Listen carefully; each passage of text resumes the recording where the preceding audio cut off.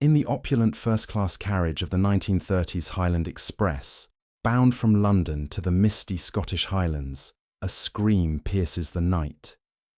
Sir Malcolm Fraser, a ruthless industrialist, is found dead in a locked compartment, a Celtic dagger in his chest, a cryptic letter in his pocket, and a smudge of red lipstick on his cuff.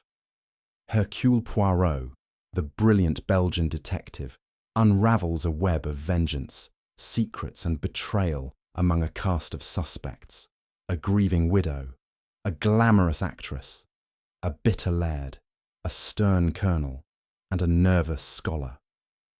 With a tampered window, a mysterious ticket stub, and a motive rooted in Scotland's ancient past, Poirot races to catch a killer before the train reaches its final stop. Will he solve the impossible before it's too late? Chapter 1. The journey begins. The Highland Express stood poised at Platform 9 of King's Cross Station, its gleaming black locomotive exhaling clouds of steam that curled into the crisp October air of 1935. The train, a marvel of modern engineering, was bound for the wild, mist-shrouded landscapes of the Scottish Highlands, promising its passengers a journey of unparalleled luxury.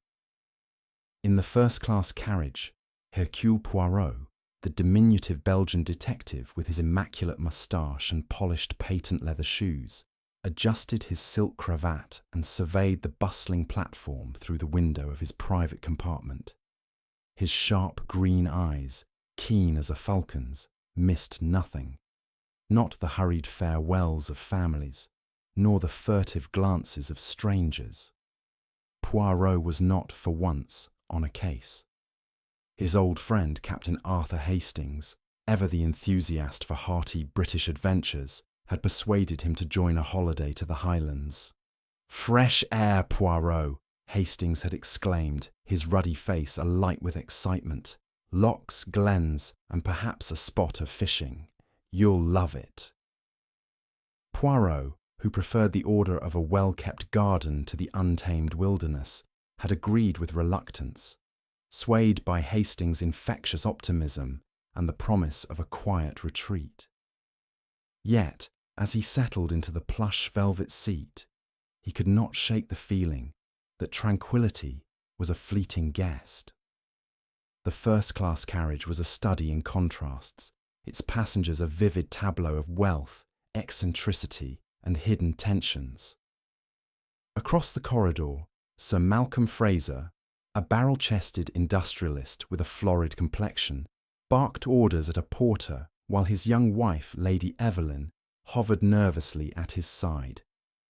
Her delicate features, framed by auburn curls, betrayed a fragility that clashed with her husband's booming presence. Nearby, Miss Clara Beaumont, a celebrated actress whose luminous beauty had graced London's stages, swept aboard with an entourage of admirers, her laughter like the chime of crystal. Angus MacTavish, a grizzled Scottish laird with a face carved from granite, boarded alone, his kilt swaying as he muttered under his breath about Sassenachs.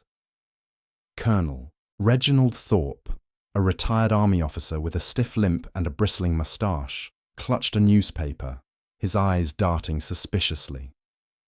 And in a corner, Dr. Ian Campbell, a bespectacled young scholar with ink-stained fingers, pored over a leather-bound notebook, oblivious to the chaos around him. Poirot's gaze lingered on each, cataloguing their mannerisms with the precision of a watchmaker.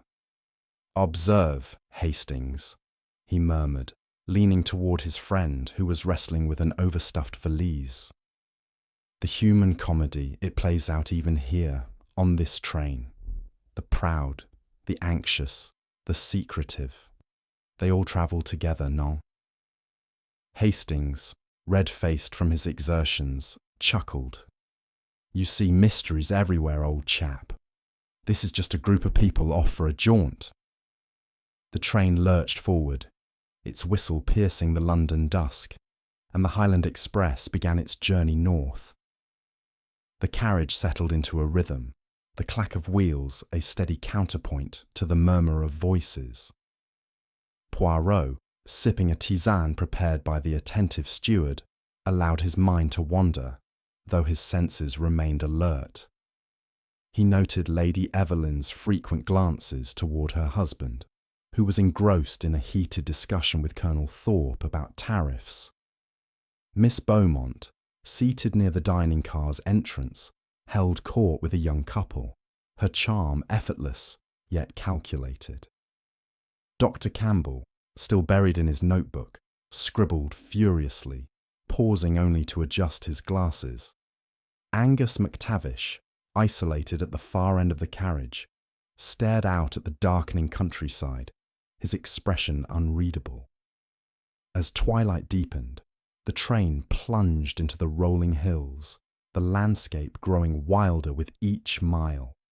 Poirot, lulled by the motion, was about to close his eyes when a blood-curdling scream tore through the carriage. It came from the next compartment, a private suite reserved for first-class passengers. Hastings leapt to his feet, nearly upsetting his tea. "Good Lord, Poirot! What was that?" Poirot was already at the door, his small frame moving with surprising agility. "Quickly, mon ami," he said, his voice calm but urgent. "The holiday, it seems, is over." They hurried down the corridor, joined by other passengers drawn by the commotion. The conductor, Mr. Wallace, a wiry man with a harassed expression, was already at the door of the compartment, fumbling with a master key. The door swung open to reveal a chilling sight. Sir Malcolm Fraser, sprawled against the window, his eyes wide with shock, a dagger buried deep in his chest. Blood stained his pristine white shirt, pooling on the velvet seat.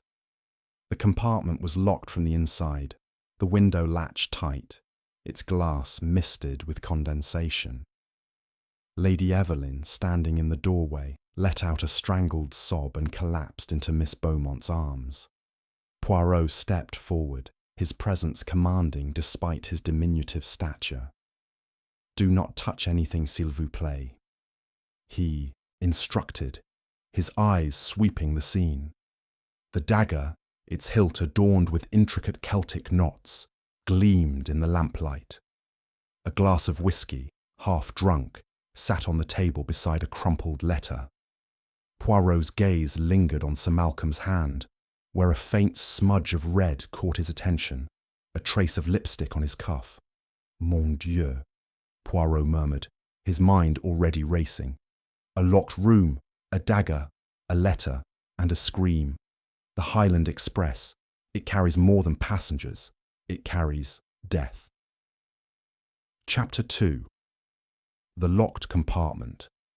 The Highland Express, now halted at a desolate siding in the Northumbrian hills, seemed to hold its breath as the reality of Sir Malcolm Fraser's murder settled over its passengers like a chill fog.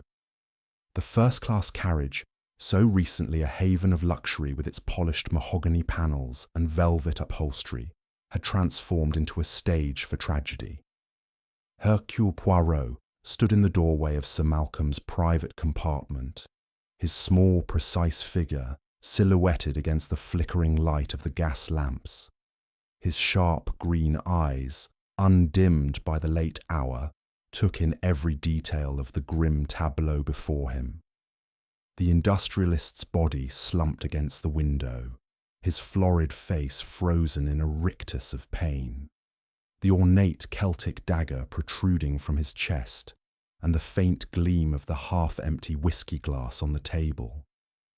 The compartment, locked from the inside, was a puzzle that stirred Poirot's insatiable curiosity.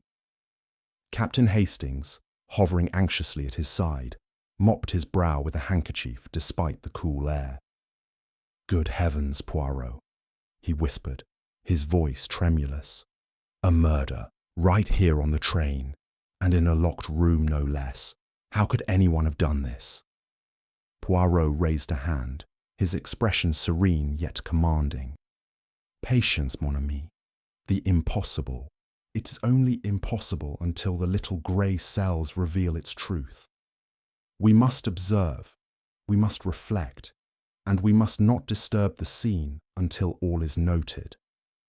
He stepped carefully into the compartment, his patent leather shoes silent on the thick carpet, and motioned for the conductor, Mr. Wallace, to join him. The wiry man, his face pale and his hands trembling, clutched his master key as though it were a talisman.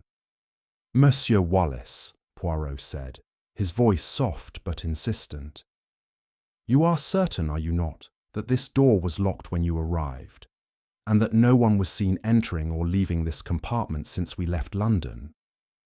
Wallace nodded vigorously, his cap slipping slightly. "Aye, sir, I swear it. I checked all the compartments myself after we left King's Cross, and Sir Malcolm was alone, alive and well, not 2 hours ago. The door was locked when the scream was heard, and I had to use me key to open it." "Bien," Poirot murmured, his eyes narrowing as he turned to the body. Sir Malcolm's heavy frame was slumped sideways, his head resting against the window, which was latched tightly and coated with a thin sheen of condensation. The dagger, its hilt intricately carved with Celtic knots, was buried to the hilt in his chest, the wound clean but deep. Poirot leaned closer, careful not to touch, and noted the faint smell of whiskey mingling with the metallic tang of blood. On the table, beside the glass, lay a crumpled letter, its edges creased as though it had been clutched tightly. Poirot donned a pair of white gloves from his pocket, always carried for such eventualities, and carefully unfolded the paper. The message, written in a hurried, angular hand, read, "You cannot hide forever. The truth will find you." It was unsigned, and the paper bore no watermark or distinguishing mark. "Most curious," Poirot said, passing the letter to Hastings, who read it with a frown. "What do you make of it, Hastings?" "It's a threat, isn't it?"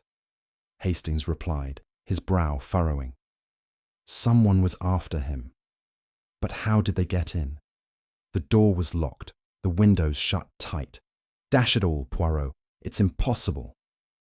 Poirot's moustache twitched in what might have been a smile. Impossible, you say? Non, non, Hastings. The impossible is merely a challenge to the intellect. Let us examine further. His gaze fell on Sir Malcolm's hand, resting limply on the armrest. A faint smudge of red adorned the cuff of his pristine white shirt, lipstick unmistakably. Poirot's eyes gleamed. And here, mon ami, we have a clue. Lipstick. It is not so common among the gentlemen, non? Hastings flushed, glancing toward the corridor where Lady Evelyn Fraser, supported by Miss Clara Beaumont, was being comforted by a stewardess. You don't suppose one of the ladies? Perhaps, Poirot said, his tone non-committal. But we must not leap to conclusions. The lipstick, it may be a clue, or it may be a deception. Come, let us secure the scene and speak with our fellow travellers. The passengers, gathered in the dining car under the watchful eye of a steward, were a study in unease. Lady Evelyn, her delicate face pale and tear-streaked, clutched a handkerchief, her auburn curls dishevelled. Miss Beaumont, radiant even in distress, stood protectively beside her, her bold red lips a stark contrast to her composed demeanour. Colonel Reginald Thorpe, his military bearing strained, gripped the back of a chair, his knuckles white. Angus MacTavish, the Scottish laird, sat apart, his weathered face set in a scowl as he stared into his whisky glass. Dr. Ian Campbell, the young scholar, fidgeted with his glasses, his notebook clutched tightly to his chest. Poirot, standing at the head of the car, clapped his hands for attention. Mesdames et messieurs, he began, his voice carrying the authority of one accustomed to command. A terrible crime has been committed. Sir Malcolm Fraser is dead, murdered in his locked compartment. I, Hercule Poirot, will assist in uncovering the truth. I ask for your cooperation. First, I must know where each of you was at the time of the scream, approximately 1 hour ago. A murmur rippled through the group, but Poirot's gaze silenced it.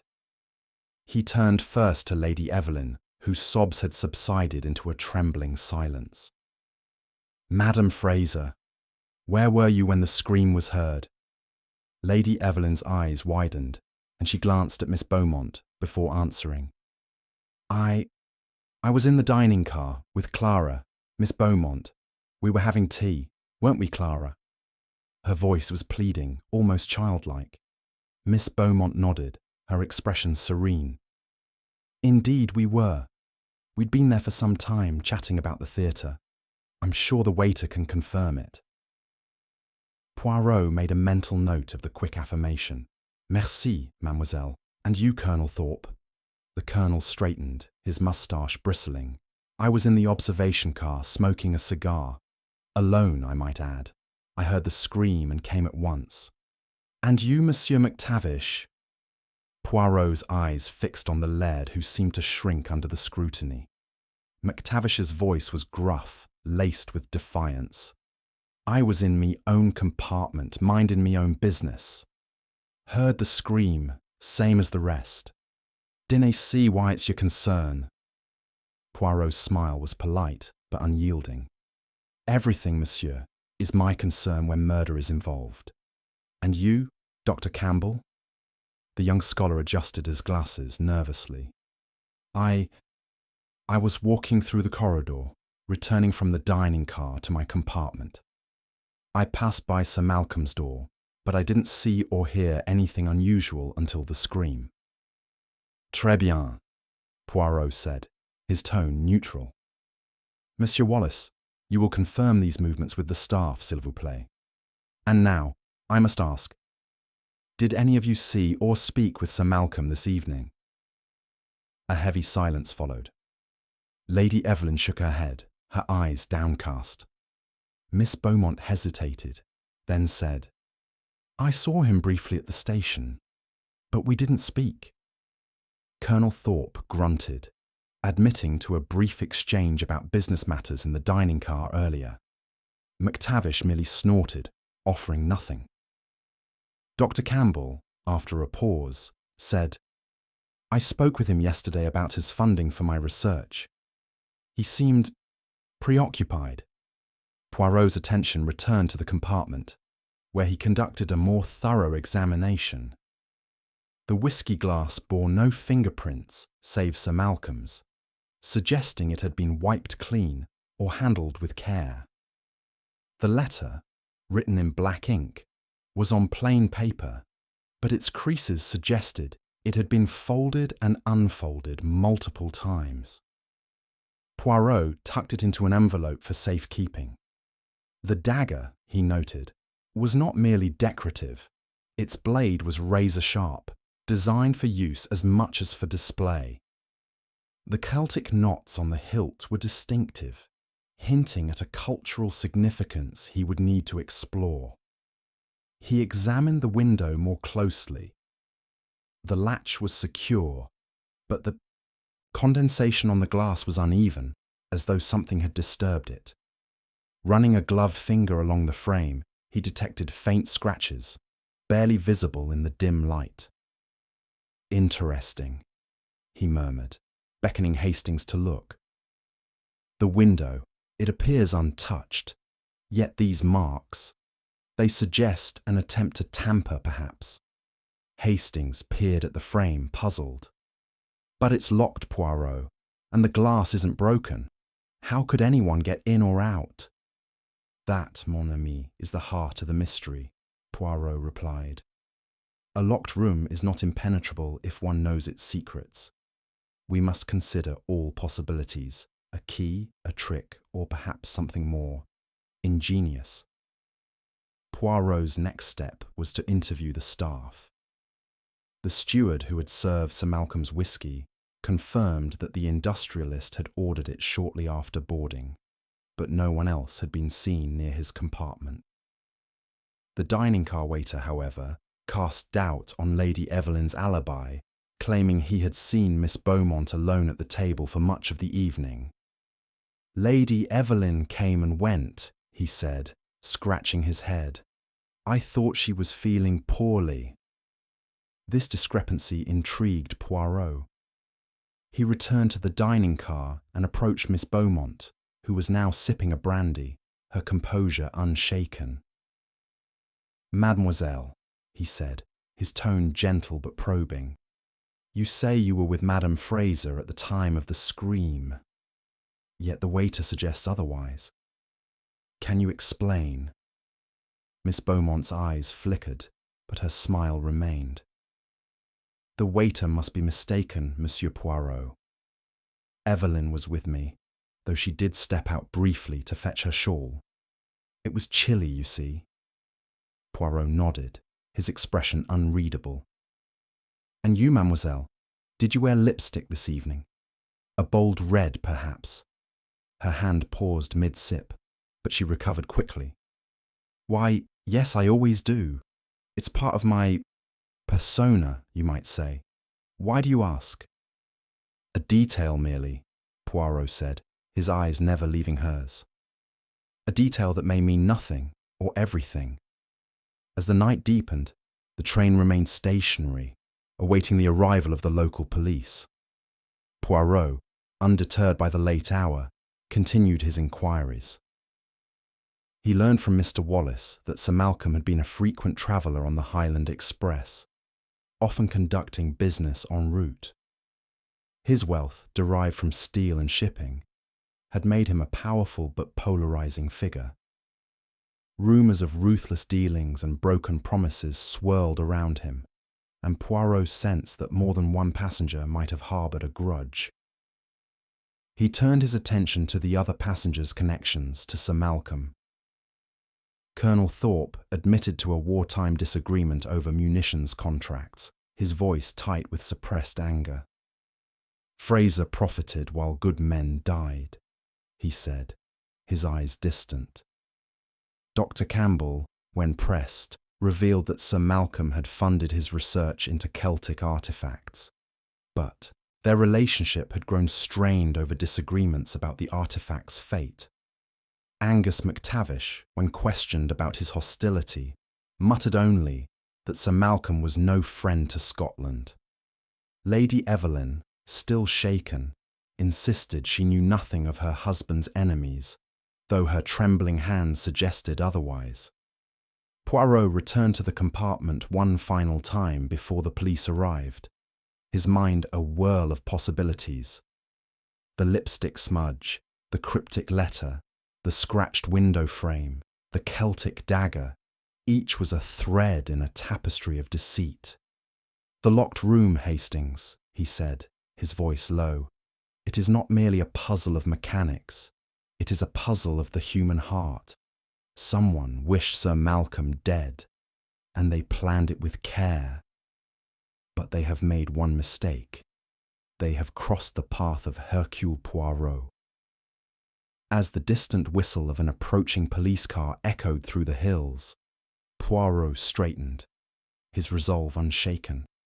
The Highland Express, with its secrets and its shadows, would yield its truth to the little grey cells. Chapter 3.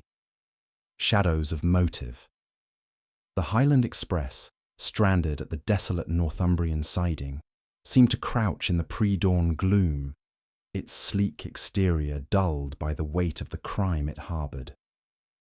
Inside the first-class carriage, the air was thick with tension, the passengers' faces etched with a mixture of fear, suspicion, and fatigue. Hercule Poirot, undeterred by the sleepless night, stood in the dining car, his small frame radiating an almost palpable energy.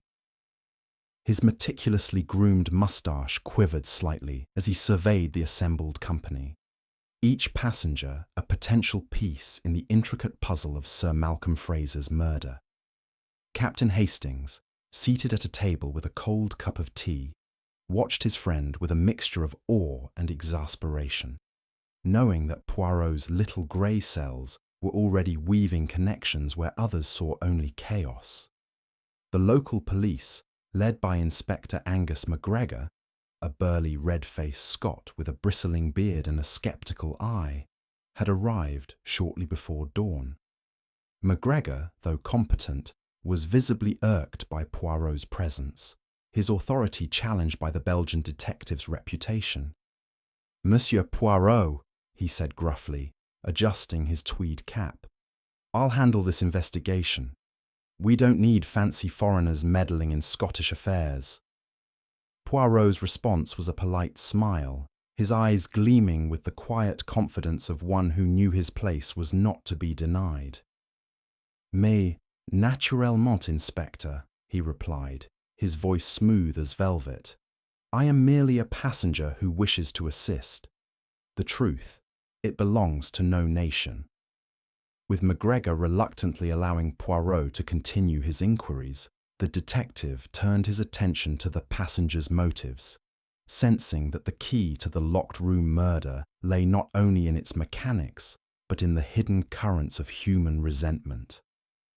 Sir Malcolm Fraser, it seemed, had been a man who collected enemies as easily as he amassed wealth.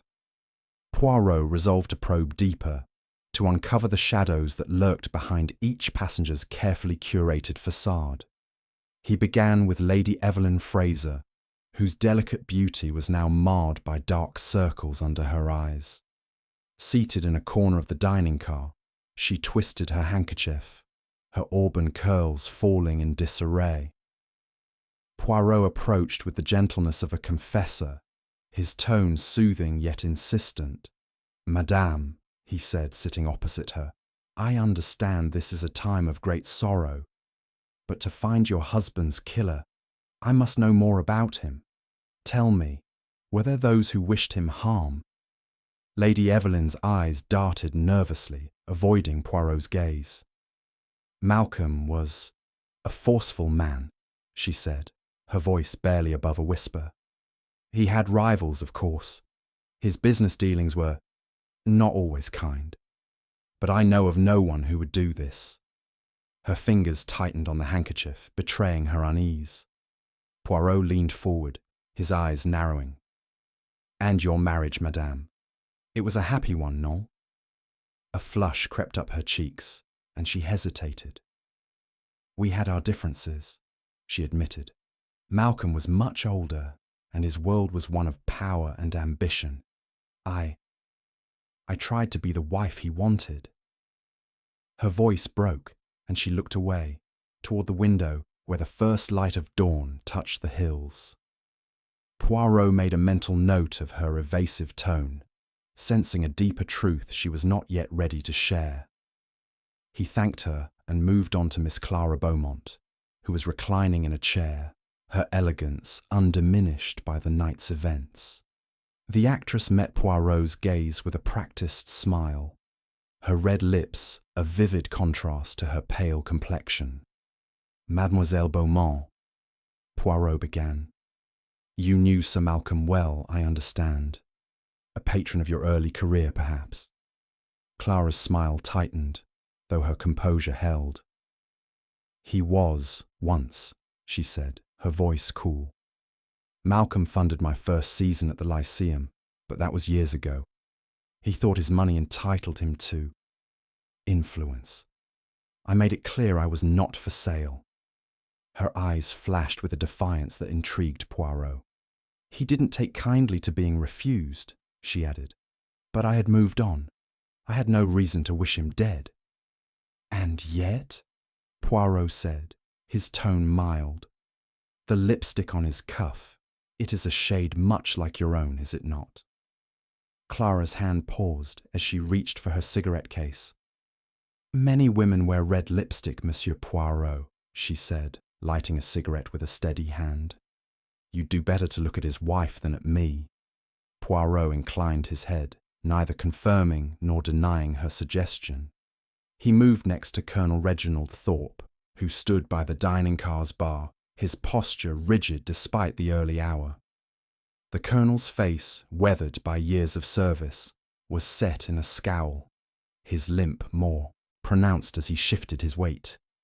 "Colonel," Poirot said, "you spoke with Sir Malcolm earlier this evening, I believe. A business matter, you said. May I know more?" Thorpe's moustache bristled, and he fixed Poirot with a hard stare. "It was nothing of consequence," he said curtly. "Fraser and I crossed paths during the war. He supplied munitions, shoddy ones, I might add. Cost lives, his greed did. We had words about it years ago, and again last night. But I'm no murderer, if that's what you're driving at." Poirot's expression remained impassive. "And where were you, Colonel, when the scream was heard?" "In the observation car, as I told you," Thorpe snapped. "Smoking alone. You can ask the steward if you don't believe me." "I believe only what the facts tell me, Colonel," Poirot said softly, his eyes noting the tremor in Thorpe's hand.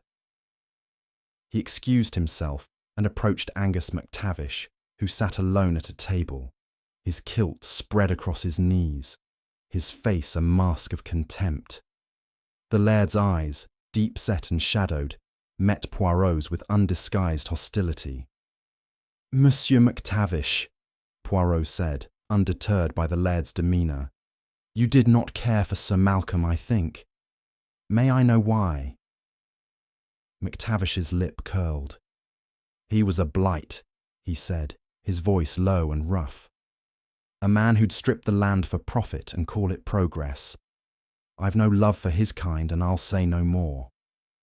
He drained his whiskey and turned away, signalling the end of the conversation. Poirot's final interview was with Dr. Ian Campbell, the young scholar whose nervous demeanour had not escaped his notice. Campbell, clutching his notebook as though it were a shield, adjusted his glasses repeatedly as Poirot sat opposite him. "Doctor," Poirot said, his tone encouraging, "you mentioned Sir Malcolm funded your research. What was the nature of this work?" Campbell hesitated, his fingers tracing the edges of his notebook. "I study Celtic artifacts," he said. "Sir Malcolm was interested in a site near Loch Rannoch, an ancient burial ground. He provided funds, but he wanted the artifacts for his private collection, not for scholarship. We argued about it." "And this argument," Poirot said, leaning forward, "it was heated, perhaps?" Campbell's cheeks flushed. I told him it was unethical to hoard such treasures. He laughed, said I was naive. But I didn't. I couldn't." He broke off, his voice trembling. Poirot patted his arm gently. "Calm yourself, monsieur. The truth. It will emerge in time." As the morning light crept into the dining car, Poirot retreated to a quiet corner to confer with Hastings. "What do you make of it all, Poirot?" Hastings asked, his voice low.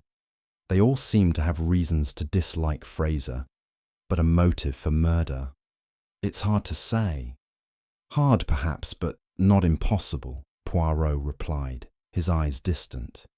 "Each passenger carries a shadow, a grudge, a secret, a wound. Sir Malcolm was a man who wielded power without mercy. Such men, they sow the seeds of their own destruction. But we must look beyond the obvious, Hastings. The letter, the dagger, the lipstick, these are not mere clues, but signposts to a deeper truth." Inspector McGregor interrupted, his face flushed with impatience. "We've searched the train, Monsieur Poirot," he said. "No sign of the murder weapon's origins, and the passenger's belongings yield nothing suspicious. The dagger's unusual, though.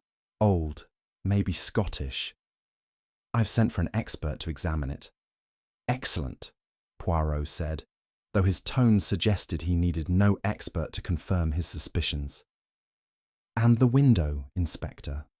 The scratches I pointed out?" McGregor shrugged. "Could be old damage. The window's latched tight, and there's no sign it was opened." Your locked room mystery's a stumper. I'll give you that. Poirot's smile was enigmatic. A stumper, perhaps, but not unsolvable. Tell me, Inspector, do you know of any enemies Sir Malcolm had in these parts? MacGregor rubbed his chin. Fraser wasn't popular up north. His factories displaced folk, and he bought up land cheap from struggling lairds. Some say he had a knack for making enemies wherever he went. This confirmed Poirot's suspicions that Sir Malcolm's death was not a random act, but a culmination of long-buried grievances.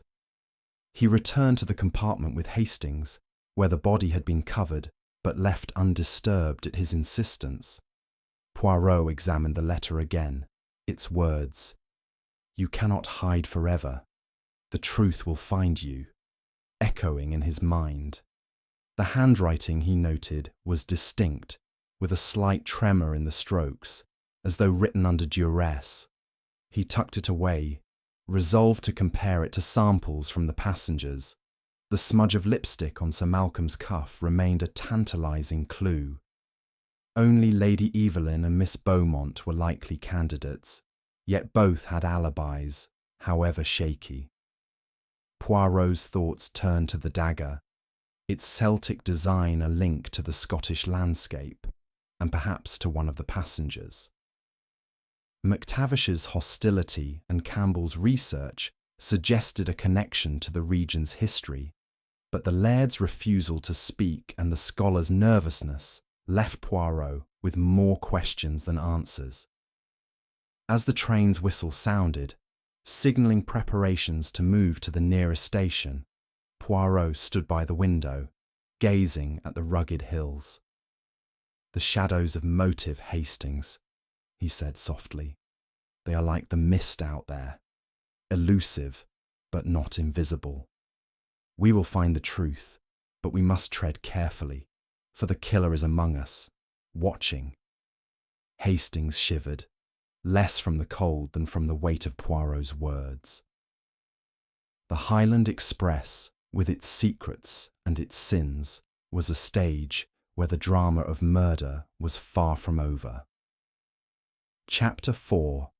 The Lipstick Clue. The Highland Express, still halted at the bleak Northumbrian siding, seemed to pulse with an undercurrent of unease as the morning sun cast long shadows across the barren hills. The first-class carriage, once a haven of opulence, now felt stifling, its polished surfaces reflecting the strained faces of its passengers.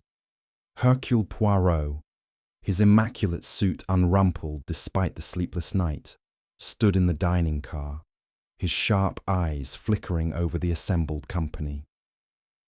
The murder of Sir Malcolm Fraser had woven a web of suspicion, and Poirot sensed that the smudge of red lipstick on the victim's cuff was a thread that might unravel the entire tapestry.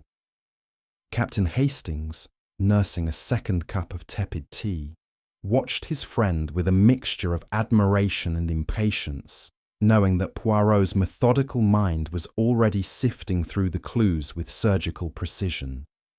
Inspector MacGregor, his tweed cap askew and his beard bristling with frustration, had taken charge of the formalities, but Poirot's presence loomed large, his quiet authority impossible to ignore. The passengers, confined to the dining car under the watchful eyes of a young constable, shifted uncomfortably, their earlier shock giving way to a wary defensiveness.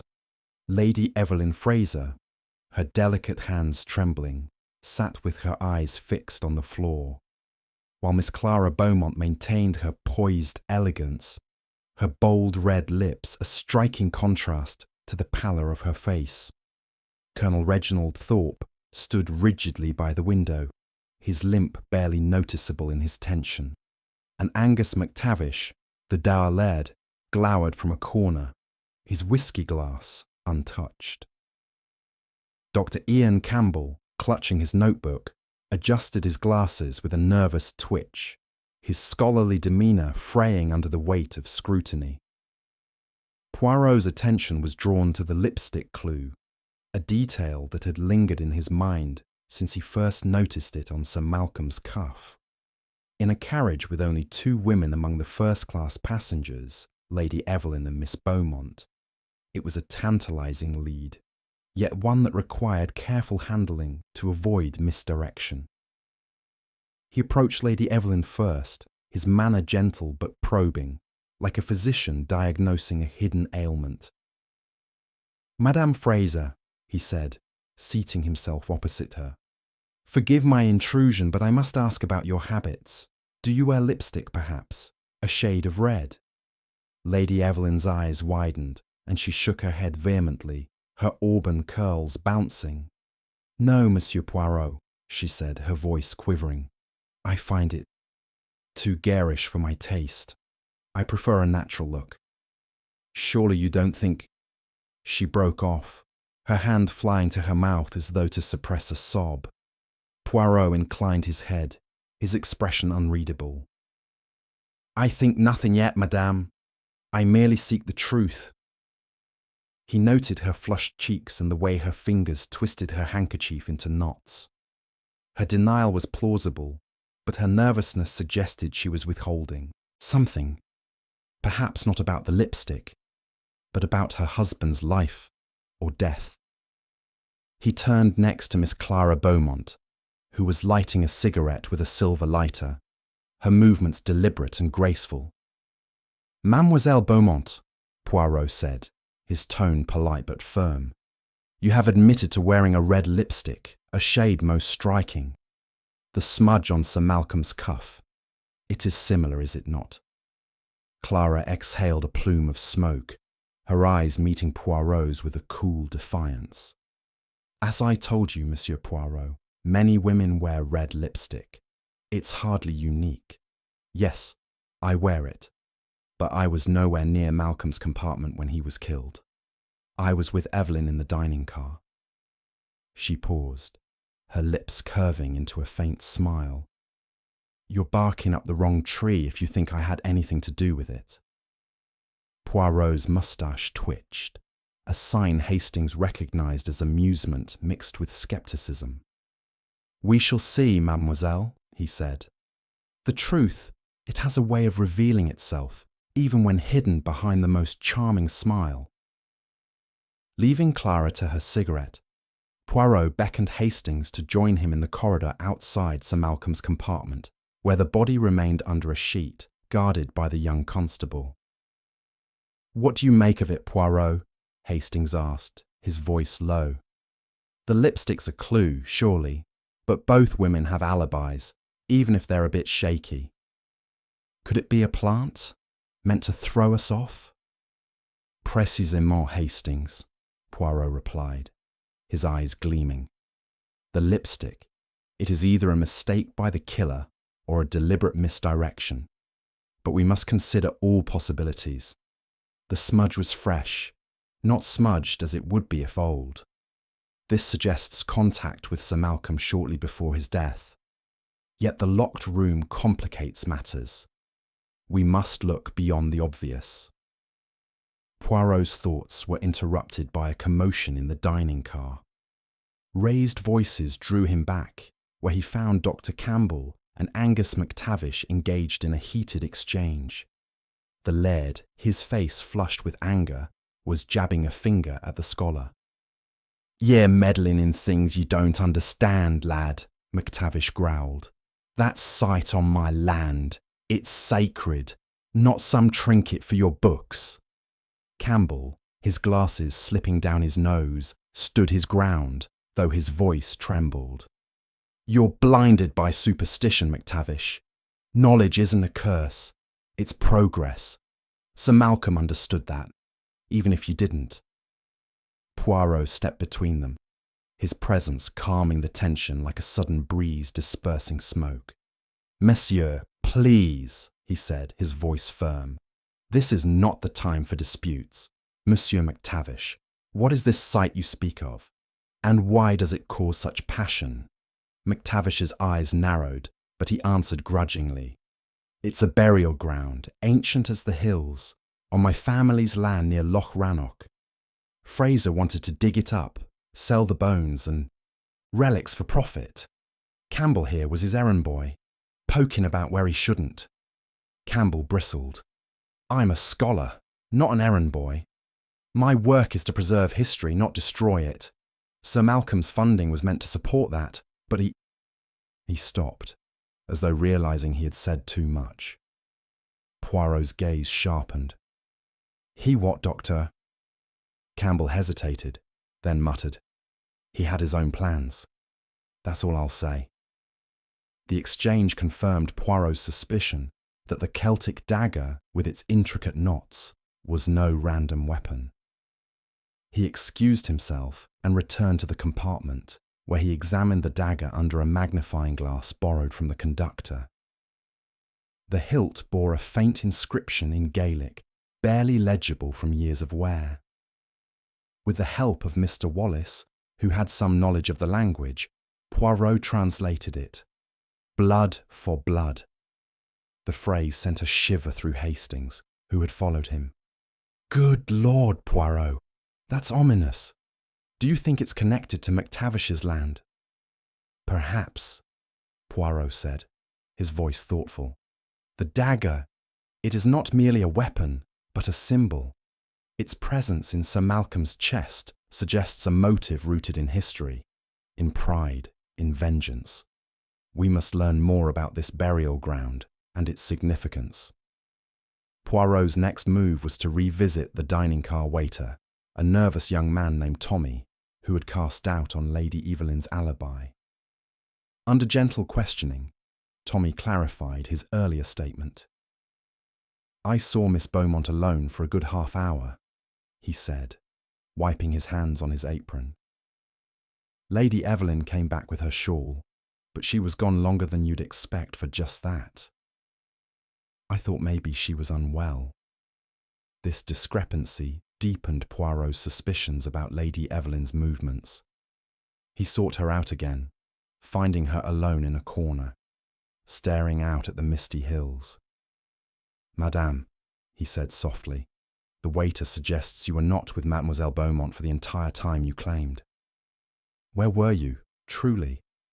Lady Evelyn's eyes filled with tears, but she shook her head. I needed air, she said. I stepped out to the platform between carriages. It was so stuffy, and Malcolm had been so harsh earlier. I just needed a moment. Poirot noted her distress but pressed further. And did you see anyone near your husband's compartment during this time? No, she said quickly, too quickly. No one. I swear it. Her evasiveness was a red flag, but Poirot did not press further, sensing she was on the verge of collapse. Instead, he turned his attention to the train itself, asking Mr. Wallace to provide a detailed account of the evening's events. The conductor revealed a curious detail. Shortly before the scream, the train had slowed near a remote bridge due to a signal malfunction, a delay of perhaps 10 minutes. It was odd, Wallace said, scratching his head. The signal was fine when we checked later, but it held us up just long enough to cause a stir. Poirot's eyes lit up. Just long enough, you say? Long enough, perhaps, for someone to board or leave the train unnoticed. He returned to the compartment, examining the window frame again. The faint scratches he had noted earlier were more pronounced in the morning light, suggesting an attempt to pry the window open. The latch, though secure, showed signs of recent manipulation, a subtle misalignment that only a keen eye would notice. Hastings, Poirot said, his voice low with excitement. This window, it is the key. The scratches, the delay at the bridge, they suggest an outsider perhaps, or a clever trick by someone within. We must consider the possibility that the killer entered and exited through this window, resealing it to create the illusion of a locked room. Hastings frowned, puzzled. But how, Poirot? The window's tiny and the latch is intact. It doesn't make sense. Sense, mon ami, is what we make of it, Poirot replied. The little grey cells, they see what the eyes cannot. We must now seek the connection between the dagger, the lipstick, and this mysterious delay. The truth, it is close, but it hides in the shadows. As the train prepared to move to the nearest station, Poirot stood by the window, his mind racing. The lipstick clue, once a beacon, now seemed a potential distraction, but the scratches on the window and the Gaelic inscription pointed to a deeper motive, one tied to the land and its history.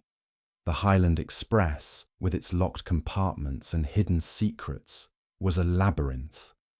But Poirot was determined to navigate its twists and find the killer lurking within. Chapter 5. The alibi unravels.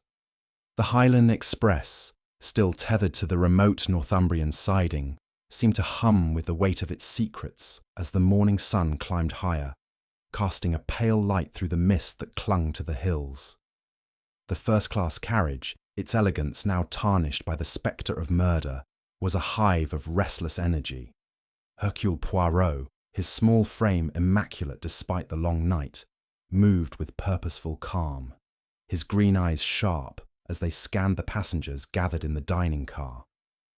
The murder of Sir Malcolm Fraser, stabbed in a locked compartment, had woven a complex web of clues: lipstick, a cryptic letter, a Celtic dagger, and scratches on a window frame, and Poirot's mind was alight with the challenge of untangling it. Captain Hastings, his face etched with fatigue, followed his friend closely, marvelling at Poirot's unyielding focus. "You're like a bloodhound, Poirot," he muttered. "Not a wink of sleep, and yet you're sharper than ever." Inspector McGregor, his tweed cap now pushed back to reveal a furrowed brow, was coordinating with his constable, but his gruff demeanour softened slightly in the face of Poirot's relentless logic. The passengers, confined to the dining car, were a study in contrasts. Lady Evelyn Fraser, her delicate features drawn with grief, twisted a damp handkerchief. Miss Clara Beaumont, her actress's poise unshaken, sipped a coffee with studied nonchalance. Colonel Reginald Thorpe, his military bearing strained, gripped the edge of a table. Angus MacTavish, the laird, sat in brooding silence, his eyes fixed on the horizon, and Dr. Ian Campbell, the scholar, clutched his notebook, his nervous tics more pronounced under scrutiny. Poirot's current fixation was the alibis, which, like the threads of a fraying tapestry, were beginning to unravel. The scream that had heralded Sir Malcolm's death had occurred just past 9 o'clock the previous evening, and each passenger's account of their whereabouts was now under his meticulous scrutiny. He began with the conductor, Mr. Wallace, whose wiry frame and anxious demeanour made him a reliable, if frazzled, witness. "Monsieur Wallace," Poirot said, his voice calm but insistent, "let us be precise. At the time of the scream, where were the passengers? You have observed them, non?" Wallace nodded, wiping his brow. "Aye, sir. I was in the corridor, checking tickets. I saw Colonel Thorpe in the observation car, smoking, just as he said. Lady Evelyn and Miss Beaumont were in the dining car earlier, but I can't say for certain they were there at 9. Dr. Campbell passed me in the corridor, heading toward his compartment. And Mr. MacTavish, he was in his own compartment. I heard him muttering when I passed by." Poirot's moustache twitched. "And you are certain of the timing, monsieur? No discrepancies?" Wallace hesitated. "Well, the Colonel's cigar was nearly done when I saw him, so he'd been there a while. But the ladies... The waiter, Tommy, said Lady Evelyn wasn't with Miss Beaumont the whole time, and Dr. Campbell, he seemed in a hurry, like he didn't want to be seen." This corroborated Poirot's suspicions. He thanked Wallace and turned to the dining car waiter, Tommy, whose nervous fidgeting suggested he was unused to such attention. "Monsieur Tommy," Poirot said, his tone encouraging, "you have said Lady Evelyn was not always with Mademoiselle Beaumont. Can you be more specific?" Tommy shifted uncomfortably. "I saw Miss Beaumont at her table, alone, for a good half-hour before the scream. Lady Evelyn came back with a shawl, said she'd been cold, but she was gone longer than you'd think for just fetching it. Maybe 20 minutes or more." Poirot's eyes gleamed. "And did you see her elsewhere during this time?" "No, sir," Tommy said.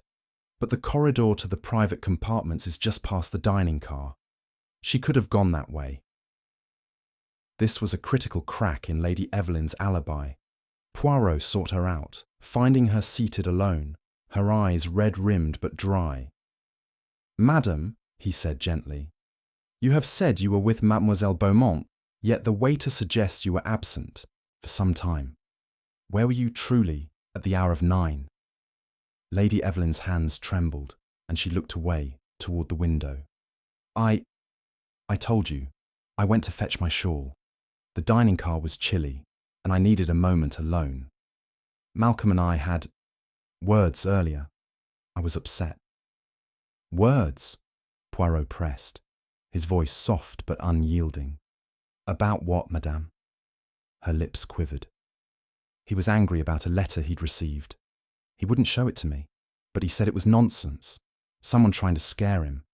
I begged him to take it seriously, but he laughed it off. I couldn't bear his dismissal, so I left the dining car for a bit." Poirot noted her mention of the letter, likely the same one found in Sir Malcolm's pocket, with its ominous warning, "You cannot hide forever. The truth will find you." Her story was plausible, but her evasiveness suggested she knew more than she was revealing. He thanked her and moved on to Miss Beaumont, whose alibi now hung by a thread. "Mademoiselle," Poirot said, approaching the actress, "the waiter contradicts your account. You were alone for some time before the scream. Where was Madame Fraser, and why did you not mention this?" Clara Beaumont's eyes narrowed, but her smile remained. "Evelyn stepped out, as she said, to get her shawl. I didn't think it worth mentioning. She was only gone a short while. You're making too much of it, Monsieur Poirot." "Perhaps," Poirot said, his tone neutral. "But in a murder, mademoiselle, every moment counts. Tell me, did you visit Sir Malcolm's compartment at any point yesterday evening?" Clara's composure faltered for a fraction of a second, her cigarette pausing mid-air. "I did," she admitted, her voice steady but guarded. "Earlier, before dinner. He wanted to discuss a financial matter, a loan he claimed I owed him from years ago. It was nonsense, and I told him so. He was alive when I left, and I didn't go near him after that." "And did this discussion," Poirot asked, "involve any physical contact?" Clara's eyes flashed. "He tried to grab my arm, to make a point. I pulled away. If you're asking about the lipstick, yes, it could be mine. He was drunk, and I wasn't careful. But I didn't kill him." Poirot nodded, filing away her admission. The lipstick smudge, then, could be explained by a struggle, but it did not rule her out as a suspect. He turned his attention to Colonel Thorpe, whose alibi in the observation car was vague at best. Approaching the Colonel, who was now pacing near the bar, Poirot said, "Colonel, you were alone in the observation car, you say, yet no one can confirm precisely when you were there. Can you clarify?" Thorpe's face reddened, his moustache bristling. "I don't like your tone, Poirot. I was there smoking, as I said. The steward saw me earlier, and I heard the scream from there. I'm not your man." Poirot's smile was polite but unyielding. "We shall see, Colonel. The truth, it does not hide for long. Dr. Campbell's alibi, that he was in the corridor near Sir Malcolm's compartment, held up under Wallace's account, but his nervousness intrigued Poirot. When questioned again, Campbell's hands shook as he adjusted his glasses. "I told you I was returning to my compartment," he said. "I didn't see anything unusual. Why do you keep asking me?" "Because, Doctor," Poirot said, "your research, it connects you to Sir Malcolm and to the dagger. You argued with him about his plans for the artifacts. Were you angry enough to act?" Campbell's face paled. "No, I'm a scholar, not a killer. Yes, I was upset. He wanted to sell sacred relics, but I didn't stab him." Poirot's next lead came from an unexpected source. The train's engineer, a grizzled man named Mr. Baird, who approached Inspector McGregor with a detail about the signal malfunction. Poirot listened intently as Baird explained. "The signal at the bridge was red, so we slowed for about 10 minutes. Checked it later, and it was working fine. Odd, that." Poirot's eyes lit up. 10 minutes, you say? Enough time for someone to board or leave the train, perhaps. He returned to the compartment, examining the window frame once more. The scratches were faint but deliberate, and the latch, though secure, showed signs of being forced and reset. "Hastings," he said, "this delay at the bridge, it is no coincidence. Someone used it, perhaps to enter or exit through this window, creating the illusion of a locked room." Hastings frowned. "But the window's so small, Poirot, and how would they reseal it from outside?" "A question for the little grey cells," Poirot replied. "Perhaps a tool, a string, a clever device. We must find evidence of this intruder, or confirm that one of our passengers is more cunning than we thought." As the train prepared to move to a nearby station for further investigation, Poirot found a new clue in the corridor: a torn ticket stub, dated from a station the train had passed hours before the murder. It was crumpled, as though dropped in haste, and bore a faint smudge of ink. "Mon ami," Poirot said to Hastings, holding up the stub. "This suggests someone boarded the train briefly, perhaps at the bridge. An accomplice, or the killer themselves." The alibis were crumbling, and the clues, lipstick, letter, dagger, scratches, and now the ticket stub, pointed to a calculated crime. Poirot stood in the corridor, his mind a whirl of connections. "The killer, Hastings," he said, "is among us, or has passed through us like a shadow. But the truth, it leaves traces, and we shall follow them to the end." Chapter 6. The Laird's Secret. The Highland Express, now inching toward a small Highland station under the watchful eye of Inspector McGregor's men, seemed to carry the weight of its grim cargo in every creak and shudder. The morning mist had lifted, revealing a stark landscape of craggy hills and sombre lochs. But within the first-class carriage, the atmosphere remained heavy with suspicion. Hercule Poirot, his neat figure undimmed by the strain of the investigation, stood in the corridor outside Sir Malcolm Fraser's compartment, his sharp green eyes fixed on the torn ticket stub he held delicately between gloved fingers.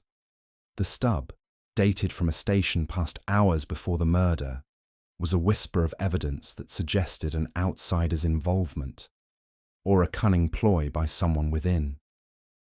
Captain Hastings, ever loyal but visibly weary, hovered nearby, his brow furrowed as he tried to keep pace with Poirot's racing thoughts. "Dash it, Poirot," he said. "That ticket stub's a rum find. Do you really think someone boarded the train just to kill Fraser?" Poirot's moustache twitched, a faint smile playing beneath it. "The mind, Hastings, it must remain open like the pages of a book. This stub, it is a clue, but whether it points to an intruder or a deception, we shall see. The little grey cells, they are at work." He tucked the stub into an envelope, his movements precise, and turned his attention to the passengers, who were now gathered in the dining car, their faces a gallery of unease. Inspector McGregor, his patience wearing thin, was barking orders to his constable, but he paused to nod curtly at Poirot. "We've sent for a Gaelic expert to confirm that dagger's inscription," he said, his voice gruff. "But I'll wager it's tied to the old clans. Fraser had a knack for stirring up trouble with the locals." This comment sharpened Poirot's focus on Angus MacTavish, the Daw Scottish laird, whose hostility towards Sir Malcolm had been palpable from the start. MacTavish's cryptic remarks about the industrialist's desecration of his family's land, coupled with the Celtic dagger's significance, suggested a motive rooted in heritage and vengeance. Poirot resolved to probe deeper, sensing that the laird's secret held a key to the murder. He found MacTavish in the dining car, seated alone at a table, his weathered hands clasped around a glass of whisky he had not touched. The laird's kilt, a tartan of deep green and blue, was immaculate, but his eyes, deep set and shadowed, burned with a quiet fury. Poirot approached with the deference one might show a caged lion, his tone measured but direct. "Monsieur MacTavish," he said, seating himself opposite, "you have spoken of Sir Malcolm with great disdain. I wish to understand why. What was it that this man did to earn your enmity?" MacTavish's lip curled, and he leaned back, his gaze fixed on Poirot as though weighing whether to speak at all. "Fraser," he said at last, his voice low and rough, "was a vulture. He bought up my family's land when we were desperate. After the war, when the taxes bled us dry, he turned our fields into factories, tore down our history for his profit. And that burial ground near Loch Rannoch, he wanted to plunder it, to sell our ancestors' relics like trinkets. I'd not weep for a man like that." Poirot's eyes narrowed, catching the thread of personal loss in MacTavish's words. "And the dagger, monsieur," he said, "the one that killed him. It is of Celtic design, with an inscription that speaks of vengeance. Is it possible this dagger has a connection to your family?" MacTavish's hand tightened on his glass, and for a moment, Poirot thought he might hurl it across the room. "That dagger," he said, his voice dropping to a near whisper, "was my father's pride, stolen from our estate years ago. I'd know it anywhere. Those knots, that inscription. Fraser had it somehow, and now it's in his chest. I don't know how it got there, but I'm not sorry." Poirot leaned forward, his voice soft but piercing. "You say you did not kill him, monsieur, yet your words burn with hatred. If the dagger was stolen, how did it come to be in Sir Malcolm's possession? And why, I wonder, did you not report this theft?" MacTavish's eyes flickered with something like fear, quickly masked by defiance. "I didn't report it because it was no use. The police, English police, don't care about a laird's heirlooms. As for Fraser, he probably bought it off some blackguard who looted my home. He was that sort, collecting what wasn't his." Poirot made a mental note of MacTavish's evasiveness. The laird's motive was clear: vengeance for his family's ruin. But his claim of ignorance about the dagger's journey raised questions. Had MacTavish tracked it down, only to use it against his enemy? Or was he too a victim of a larger scheme? Poirot thanked him and moved on, his mind turning to Dr. Ian Campbell, whose research into the Loch Rannoch burial ground linked him to both MacTavish and Sir Malcolm. He found Campbell in a corner of the dining car, his notebook open but untouched, his glasses fogged with nervous perspiration. "Docteur," Poirot said, his tone encouraging, "you have spoken of your disagreement with Sir Malcolm over the artefacts. But tell me, what is the significance of this burial ground, and why does it stir such passion in Monsieur MacTavish?" Campbell adjusted his glasses, his hands trembling. The site is ancient, he said, his voice low. A Bronze Age burial ground, likely Pictish, with relics that could rewrite our understanding of Celtic culture. Sir Malcolm funded my excavation, but he wanted the artifacts for his private collection, to sell to museums or collectors. I told him it was wrong. Those relics belong to history, not to profit. McTavish, he sees the site as sacred, tied to his clan's heritage.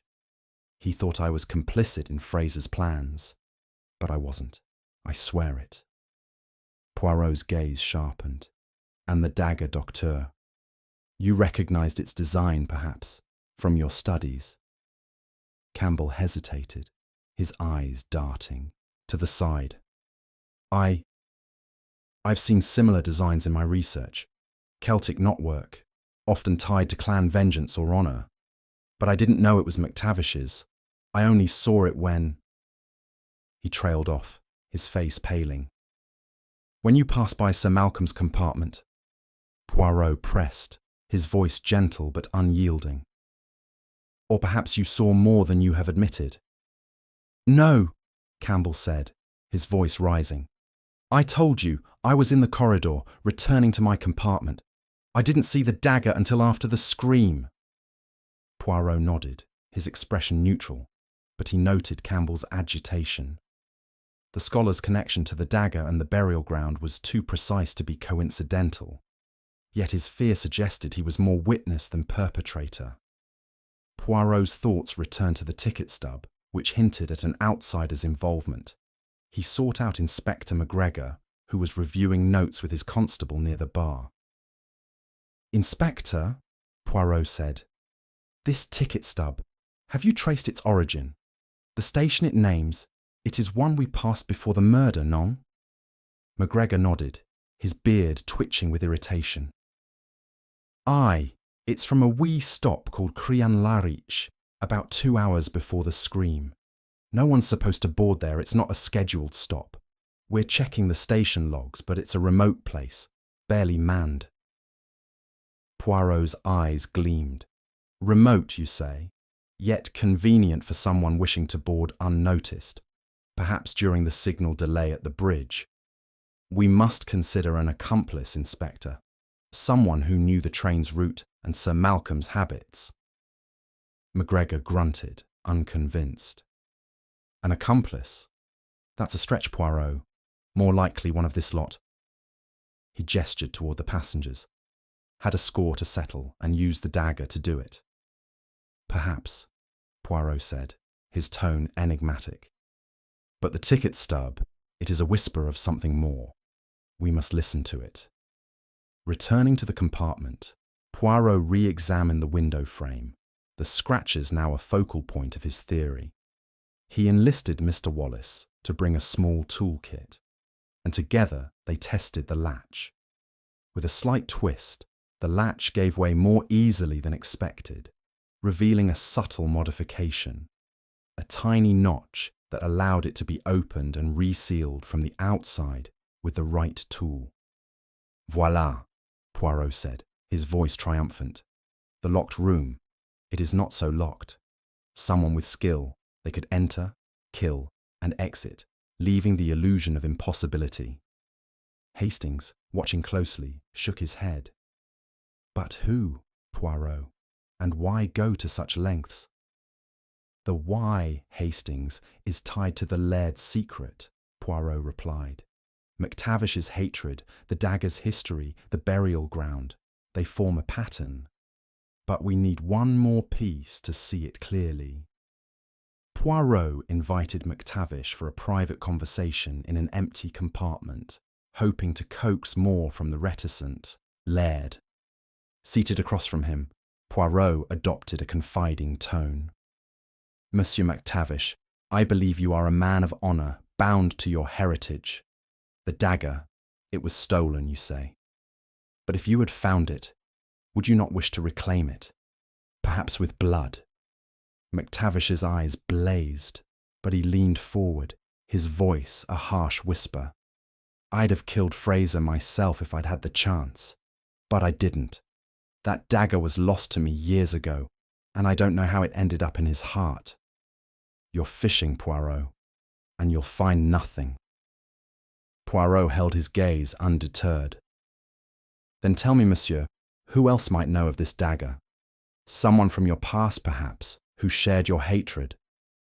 MacTavish hesitated, a shadow crossing his face.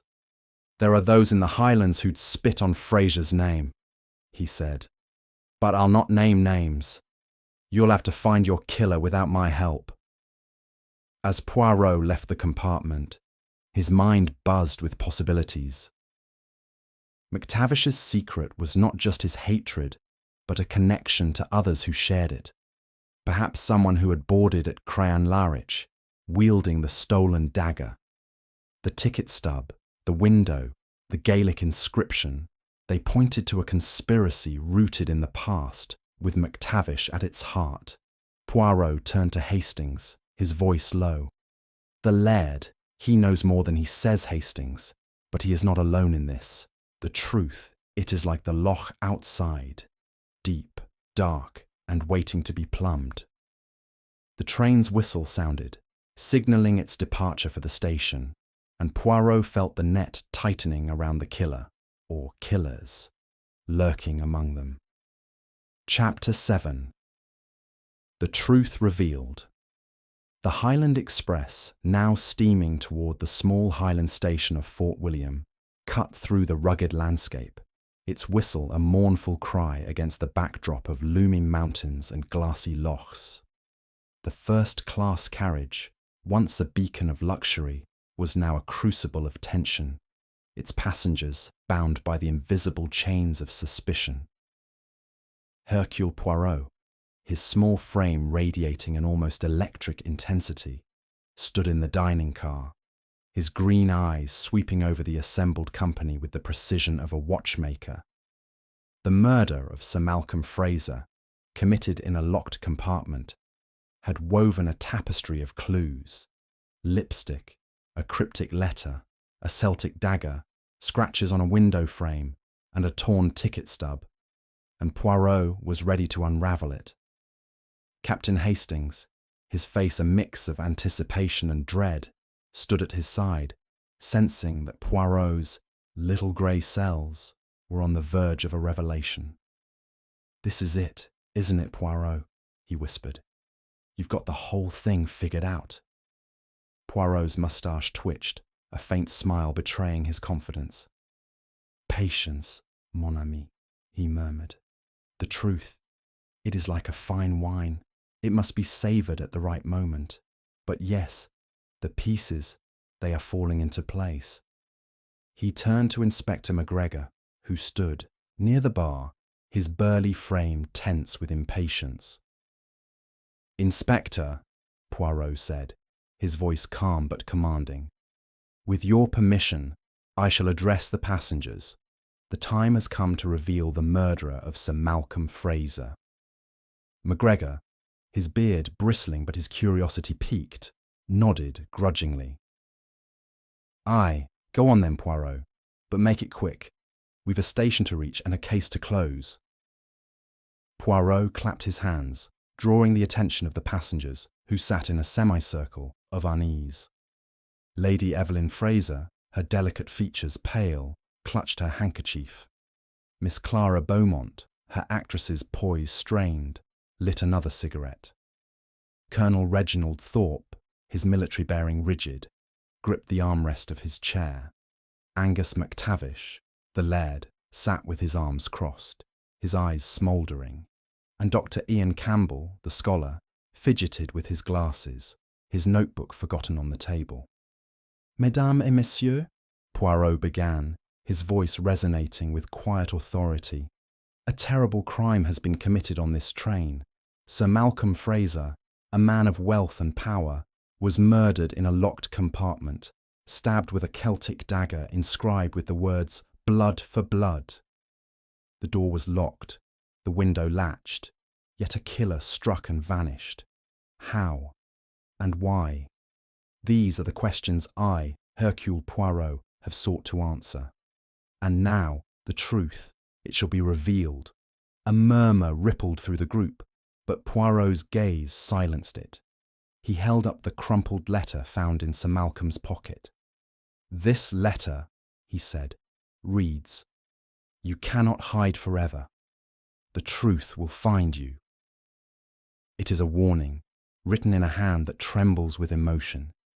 It speaks of a secret, a truth Sir Malcolm sought to bury. But what?" He turned to the lipstick smudge on Sir Malcolm's cuff. The red lipstick. It pointed to Mademoiselle Beaumont, who admitted to a struggle with Sir Malcolm earlier that evening. She claimed he tried to grab her, leaving the mark. But this, mes amis, was a distraction, a clever attempt to cast suspicion on her. The lipstick was applied deliberately, after death, to mislead us. Clara Beaumont's cigarette paused mid-air, her eyes narrowing. "You're saying I was framed?" she asked, her voice sharp. "Précisément," Poirot said. "But let us continue. The window in the compartment bore scratches, and the latch was tampered with, suggesting an entry and exit. The train slowed at a bridge due to a signal malfunction, a delay of 10 minutes, long enough for someone to board, kill, and escape. And then, there is this." He produced the torn ticket stub from Crianlarich, holding it aloft.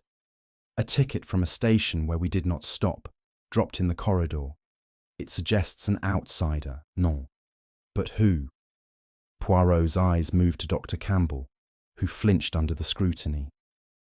"Dr. Campbell, you wrote the letter, did you not? Your handwriting, it matches the angular, strokes, the slight tremor of anger. You discovered Sir Malcolm's plan to sell sacred Celtic artefacts from the Loch Rannoch burial ground, betraying your scholarly trust. You warned him, hoping to stop him." Campbell's face drained of colour, his glasses slipping down his nose. Yes, I wrote it," he stammered. "I was furious. He was going to desecrate history. But I didn't kill him, I swear." Poirot raised a hand, silencing him. "I believe you, Docteur. Your anger was real, but your hands are clean. The letter was a clue, but not to the killer." He turned to Angus MacTavish, whose scowl deepened. "Monsieur MacTavish, you have spoken of Sir Malcolm's crimes against your family, your land taken, your heritage plundered. The dagger, it was your father's, stolen years ago. You recognised it in Sir Malcolm's chest, did you not? And you knew its significance, blood for blood, a vow of vengeance." MacTavish's hands clenched, but he said nothing, his eyes burning with defiance. Poirot continued, his voice steady. "You hated Sir Malcolm, and with reason. He bought your land, funded the excavation of your sacred burial ground, and possessed your family's dagger. But you did not act alone, did you?"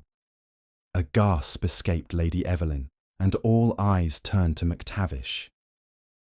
Poirot's voice grew softer, almost hypnotic. "The murder, it was planned with care. The signal delay at the bridge was no accident. Someone tampered with it, allowing an accomplice to board the train at Crianlarich. This accomplice, a man known to you, Monsieur MacTavish, entered the compartment through the window using a tool to bypass the latch. He stabbed Sir Malcolm with your dagger, a symbol of your clan's honour, and escaped, resealing the window to create the illusion of a locked room. The ticket stub, dropped in haste, was his mistake." MacTavish's face was a mask of stone, but his eyes betrayed a flicker of fear. "You've no proof," he growled. "This is all fancy talk." Poirot's smile was serene. "The proof, it is in the details. The scratches on the window, the tampered latch, the ticket stub, they point to an outsider. But only you, Monsieur MacTavish, had the motive and the knowledge to arrange such a plan. You hired a man from your village, a loyalist to your clan, to reclaim your dagger and exact revenge. You knew Sir Malcolm would be on this train, and you ensured the dagger was returned to you, through blood." The dining car was silent, the air thick with shock. Lady Evelyn sobbed quietly, and Clara Beaumont's cigarette fell from her fingers. Colonel Thorpe's jaw tightened, and Campbell stared at Poirot, wide-eyed. McTavish, his face pale, rose to his feet, his voice shaking with rage. "Fraser took everything from me," he said. "My land, my pride, my father's legacy. If I did what you say, and I'm not saying I did, it was justice, not murder." Poirot shook his head, his voice gentle but firm. "Justice, monsieur, does not wear the mask of murder. You arranged for your accomplice to board, to kill, and to vanish, but you could not foresee the ticket stub, the one thread that unravelled your plan." Inspector McGregor stepped forward, his face grim. "Angus McTavish, you're under arrest for conspiracy to murder. We'll find your accomplice, mark my words." McTavish stood, his shoulders slumped, and allowed the constable to lead him away. The passengers watched in stunned silence, the weight of the revelation settling over them like dust. Poirot turned to Hastings, his eyes weary but satisfied.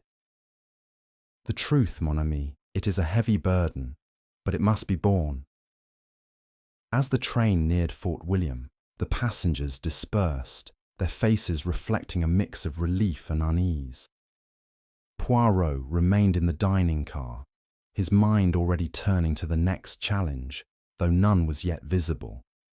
The Highland Express had carried more than passengers. It had carried a vendetta, now laid bare by the relentless logic of Hercule Poirot. Chapter 8. The Journey's End. The Highland Express rolled into Fort William Station under a sky bruised with clouds, its sleek black locomotive exhaling steam that mingled with the damp Highland air. The journey, begun in the bustle of London's King's Cross, had ended in tragedy and revelation. The murder of Sir Malcolm Fraser now resolved by Hercule Poirot's unerring logic. The first-class carriage, once a stage for elegance and intrigue, was quiet now, its passengers subdued as they prepared to disembark. Poirot, his small frame impeccable in his tailored suit, stood by a window in the dining car, gazing at the misty locks that stretched beyond the station. His sharp green eyes, though tired, held a glint of satisfaction, the puzzle of the locked room murder solved. Captain Hastings, ever the faithful companion, joined him, his face a mix of relief and lingering unease. "Well, Poirot," he said, rubbing his hands together against the chill, "you've done it again, unravelled the whole blasted thing, but I must say, it's left a bitter taste." Poirot turned, his moustache curving slightly in a wistful smile. "The truth, mon ami, it is often bitter, but it must be tasted. The human heart, it is a wilderness, full of passion, pride, and pain. But order, Hastings, order must prevail." He adjusted his silk cravat, a gesture as precise as his deductions, and gestured toward the platform, where Inspector McGregor was overseeing the transfer of Angus McTavish into police custody. The laird, his weathered face set in a mask of defiance, stood tall despite the handcuffs, his kilt swaying as he was led to a waiting police car. The other passengers, gathering their belongings, cast furtive glances at him, their relief tempered by the shock of his guilt. Lady Evelyn Fraser, her delicate features softened by exhaustion, was assisted by a stewardess, her eyes avoiding the man who had orchestrated her husband's death. Miss Clara Beaumont, her actress's poise restored, lit a cigarette and exhaled a plume of smoke, her expression unreadable. Colonel Reginald Thorpe, his military bearing intact, limped toward the platform, muttering about the disgrace of it all. Dr. Ian Campbell, clutching his notebook, seemed lost in thought, his scholarly ideals shaken by the violence tied to his research. Poirot and Hastings stepped onto the platform, the crisp Highland air a sharp contrast to the stifling tension of the train. Inspector McGregor approached, his burly frame less imposing now that the case was closed. "You've a knack, Poirot," he said, his voice gruff but tinged with respect. "I thought we'd be chasing shadows for weeks, but you pinned McTavish in a day. We're tracking his accomplice now, a local man known for his loyalty to the old clans. We'll have him soon." Poirot inclined his head, his expression modest. "The little grey cells, Inspector. They see what the shadows hide. The ticket stub, the window, the dagger. They spoke of a plan.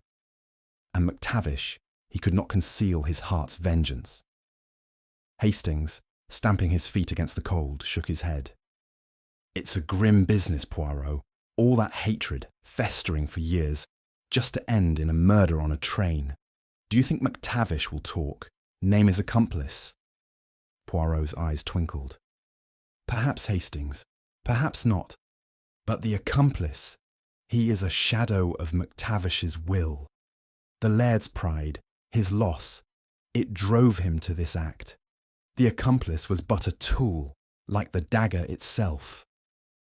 They walked toward the station's small waiting room, where a fire crackled in a stone hearth. Poirot paused, his gaze lingering on the loch beyond, its surface a mirror of the brooding sky. "The Highlands, Hastings," he said softly. "They are beautiful, but they guard their secrets fiercely. The dagger, the burial ground, the land, they are not mere objects, but symbols of a past that refuses to be forgotten." Hastings chuckled, though his heart wasn't in it. "You make it sound poetic, Poirot. But it's murder, plain and simple. Will you ever take a proper holiday, one without a corpse turning up?" Poirot's smile was enigmatic. "A holiday, mon ami. Perhaps one day, when the world is free of secrets. But where there are people, there are passions. And where there are passions, there is Hercule Poirot." He tapped his temple lightly. "The little grey cells, they do not rest." As they waited for their luggage, a young station master approached, his face eager. "Monsieur Poirot, sir," he said. "Word spread about your solving the murder. There's a reporter from the local paper wanting a word. Says it's a sensation." Poirot waved a hand dismissively. "Non, non, I do not seek the spotlight. Let the truth speak for itself." He turned to Hastings, his voice lowering. "But you, mon ami, you may tell the world of Poirot's triumph, if you must." Hastings laughed outright, the tension breaking at last. "I'll keep it to myself, old chap. Let's just get to that holiday you promised. Loch, glens, and no more daggers." The train's whistle echoed one final time, a haunting note that seemed to carry the weight of the tragedy it had witnessed. Poirot boarded a waiting car to their Highland retreat, his mind already drifting to the peace he might find, or the next puzzle that awaited.